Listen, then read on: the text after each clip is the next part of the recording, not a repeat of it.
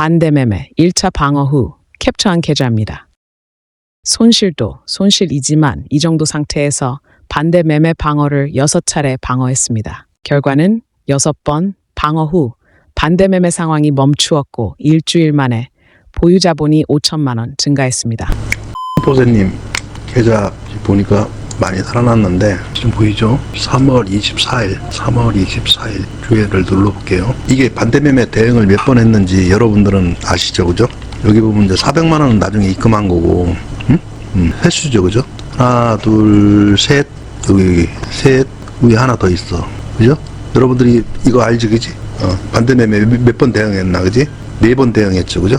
그리고 주식을 안 팔고 2번을 했어요. 그럼 반대매매 대응을 총 6번 한 거거든요.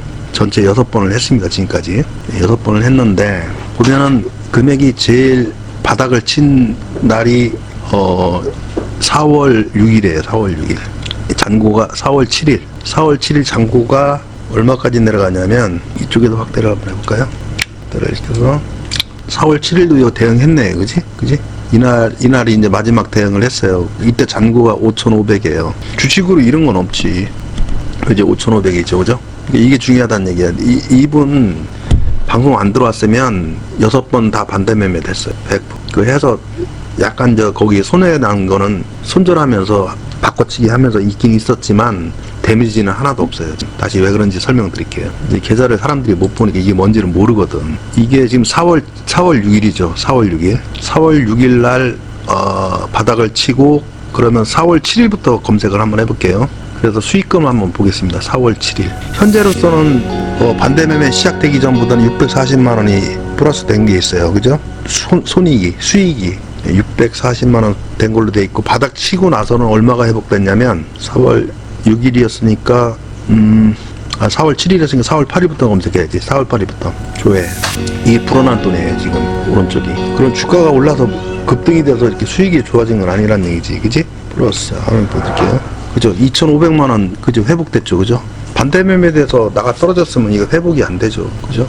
그러니까 그 마지막 반대매매 그 해결 끝나고서 총 6번을 반대매매를 대응을 했고 그 중에서 이제 4월 6일까지 마지막 대응이 끝나고 그 다음부터는 이제 반등이 되기 시작한 거지. 계좌가 보호가 된 거지. 그지? 무슨 얘기인지 알겠죠? 그리고 또 하나 뭐냐면 보유액수는 비슷해요. 보유액수는 비슷한데 2억 5,300. 보유 액수가 지금 2억 5,300이죠. 그죠?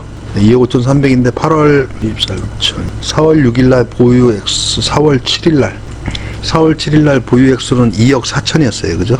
2억 4천. 그죠? 2억 4천이었고 아니 2억 4천이 아니라 2억 400. 그리고 현재 보유액은 2억 5,300입니다. 지금 현재 보유량은 2억 5,300이에요. 그죠? 2억 400. 5천만 원 보유량이 늘었죠. 그죠? 그럼 이분은 돈 넣은 건 400밖에 없어요. 400만 원. 그죠?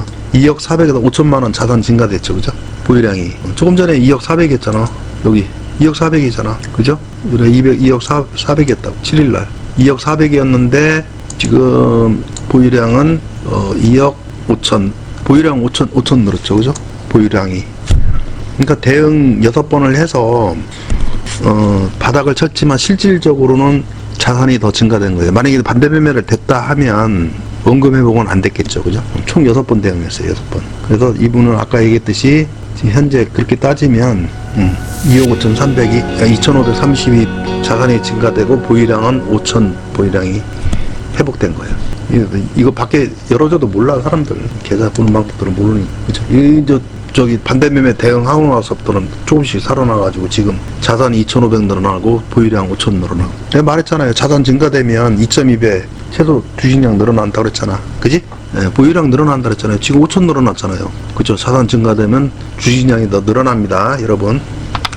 여러분들 손절 매매법에 포함하잖아요. 주식을 사서 손절가 얼마 그런 걸 당연하게 생각하잖아요. 이게 무서운 거야. 보통 깡통 차시는 분들이 이 계좌에 학습이 안 돼 있어가지고 함부로 그냥 매도면서 아무 생각 뒷생각 안 하고 해버리거든요. 그러면 손절 안 하려면 주식을 어떻게 해요? 싸게 사면 되는 거예요. 예, 손절 안 할 방법이 있어? 싸게 사면 되죠. 찍고 나가는 값에서 사면 되는 거예요. 만약에 지금 내가 말한 찍고 나가는 값을 어떻게 하라 그러신 분은 요 동영상 있죠. 여기 예, 로고를 누르시면 내용들이 영상들이 엄청 많아요. 찍고 나가는 값에서 사면 된다고요. 근데 그러질 못해서 매수했는데 부득이 내가 손절을 해야 되는 상황이야. 그러면 요 마이너스 난 거 있죠. 요거는 오늘 상관없어요. 예. 근데 내일 모레 미수금으로 떨어져요. 예. 내일 모레. 나 결제 다 된 줄 알았더니만 이틀 뒤에 또 미수금이 생겼네. 주식을 또 팔어. 근데 팔았는데 또 그 파는 게 손실난 금액을 또 팔았어. 그러면 그 마이너스 금액이 그날로부터 또 이틀 뒤에 미수로 또 떨어지는 거예요.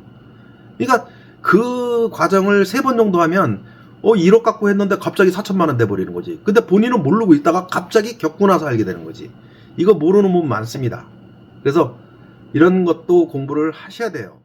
투자금에서 말할 건데 실화예요, 실화.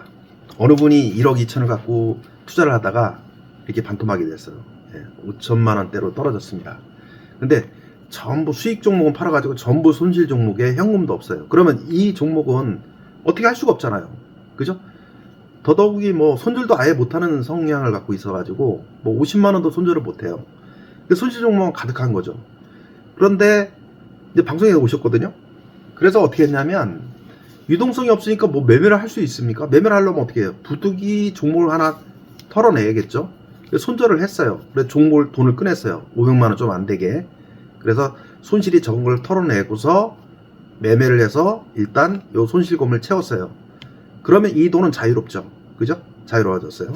또 매매를 계속해서 또 털어내서 같이 상세를 해서 현금을 또 꺼냈어요. 얘는 또 커졌겠죠. 이걸 반복을 해서 또 신용도 섞게 되고 하면서 이 원금을 다 회수를 했습니다.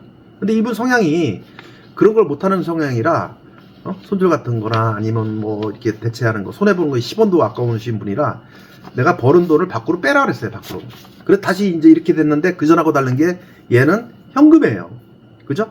현금 상태에서 이 6천 갖고서 3천을 더 벌었어요. 그러면 이 투자자는 이 돈을 다 찾고 이렇게 3천을 버는 거잖아요. 근데 이분이 그렇게 얘기를 하더라고. 아니 난 버는 것도 없는데 이렇게 얘기를 하는 거예요. 그래서 제가 그랬어요. 아니 지금 왜 버는 게 없다고 생각하세요? 이분 생각은 어떻게 생각하냐면 나는 투자금이 이거였다 이거야. 아니죠. 이분 투자금은 이겁니다. 처음에 조금 했던 이게 투자예요. 얘는 묶여 있는 거예요. 단지 얘는 그 담보물밖에 안 되는 거죠. 유동되는 자금이 아니죠. 그래서 얘와 얘로 실질적으로 투자금 운영된 거는 얘죠. 얘가 점점 확산이 돼서 이것이 찾아진 거죠. 그래서 이분은 이렇게 합계가 됐을 때 실적으로 움직인 돈은 이거란 얘기예요. 이거. 근데 다 이거라고 생각을 해. 그러니까 버는 게 없다고 생각하는 거야. 이 500만 원이 이분이 1억 3천을 만들어 준 건데 거기에 좀 플러스 할 거는 손실 종목이 좀 가산이 된 것 뿐이지. 얘는 담보 역할밖에 못 하는 거예요. 이걸 착각하는 사람들이 많더라고요. 의외로 많습니다. 투자금의 진리 하편이에요. 여러분들 왜 손실 종목 있잖아요. 위에서 급등주 매매가 물렸잖아요. 그 물려서 거래량 터진 데를 박스권으로 이렇게 그려놓고 보면 그 위로 절대 안 줘요. 세력들은. 무슨 얘기인지 압니까? 세력들은 주식을 찍어서 받는 게 아니에요. 뺏어야 되거든요. 그럼 그 위로 쳐서 본전을 찾아주고 주식을 뺏지는 않아요.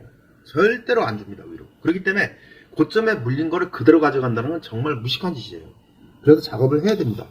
자, 이어서 여러분들께서 만약에 이제 이런 투자금을 갖다가 이렇게 줄어들었잖아요. 그죠? 그러면 나는 투자를 1억이라 치면 1억을 했어. 이렇게 생각을 하시거든요. 근데 현재 추정 자산을 조회를 해보면 이게 3천이야.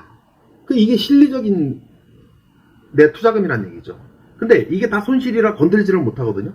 유용이 안 되는 거죠. 그래서 앞에 말씀드린 게 뭐냐면 내가 거기서 부분적으로 손실이 제일 작은 종목을 얘를 손절을 했어요. 그러면 얘를 수익을 바로 해서 업을 시켜야 돼요. 안 그러면 다른 종목을 또 손절을 해야 돼요. 왜냐면 미수가 발생한다고. 앞에 영상에 손절에 대한 영상이 있어요. 그거 보세요. 마이너스를 털어버리고 그냥 두면은 그 다음에 또 주식을 또 팔아야 돼요. 그러면 손실 종목에 더 큰 손실을 또 팔아야 되기 때문에 미수에 그 연쇄 반응이 일어나가지고 계좌가 팍 줄어듭니다. 그래서 그렇게 하면 안 돼요. 그래서 손실의 작은 종목을 해서 수익을 바로 보충을 시켜주고 작업을 해야 되는 겁니다. 그러면 만약에 이렇게 해서 앞에 영상 이어서 그대로 설명드리는 거예요. 내가 이 수익을 메꿨어요. 그러면 얘는 돈이 자유롭잖아요. 이 자유로운 돈은 가령 500이라 치면 약 1200 정도 유용이 가능해요. 제도권이. 신용을 플러스라는 게 아니에요. 그러면 1200을 운용해서 손실이 작은 것부터 하나씩 까다 보면 이쪽에 물린 종목이 현금으로 돼서 이 금액이 증가가 되겠죠. 그죠? 더 커지겠죠. 그죠? 이쪽 금액이 커져요. 그래서 이번엔 내가 400을 꺼내왔어. 그러면 900만 원이 되니까 약 2200 정도의 주식을 사고 팔 수 있는 능력이 생겨요. 그러면 매매를 해서 이쪽 수익을 까는 겁니다. 또 손실을 까는 거예요. 이 수익으로 이 손실을 까는 거예요. 그러면 또 이쪽 자금이 일로 이동을 하겠죠. 이렇게 해서 이것을 완전히 까버려야 돼요. 얘를 갖다가 만약에 팔아버리게 되면 거기서 발생된 손실은 또 미수결제를 또 해야 되기 때문에 주식을 또 파는 과정에서 손실을 또 보게 돼요. 그래서 이것은 매우 힘든 작업이에요. 여러분들이 하기가 어렵습니다. 다시 반복하지만 위에 물린 고점까지는 절대 안 갑니다. 세력들이 물려놨기 때문에. 주식은 세력들이 다 물려놓고 떨어뜨려서 주식을 뺏는 거예요. 여러분들은 여기에 대해서 심각하게 생각을 하셔야 돼요. 그래서 만약에 여러분들 20개 종목이 물려있다면 적어도 승을 70승 정도는 해야 돼요. 예, 70승 정도는 해야지 이것이 감해질 수 있는 겁니다.